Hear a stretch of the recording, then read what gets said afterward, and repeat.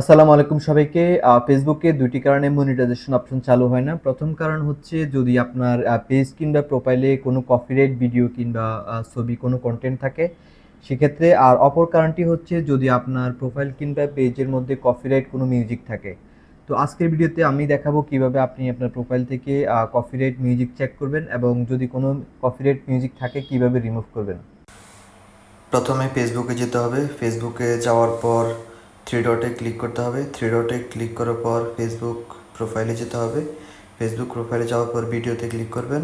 ভিডিওতে ক্লিক করার পর স্ক্রল করে নিচে আসতে হবে। এরপর নেটস রিভিউতে ক্লিক করবেন। নেটস রিভিউতে ক্লিক করার পর যদি কোনো কপিরাইট থাকে তাহলে রেড চিহ্ন দেখাবে, এরকম রেড চিহ্ন দেখার পর ওই ভিডিওতে ক্লিক করবেন। ভিডিওতে ক্লিক করার পর নিচে থ্রি ডটে ক্লিক করবেন, তারপর স্ক্রল করে নিচে আসবেন, ডিলিট অপশনে ক্লিক করবেন। ডিলিট অপশনে ক্লিক করার পর ওই কপিরাইট মিউজিক বা ভিডিওটি ডিলিট হয়ে যাবে।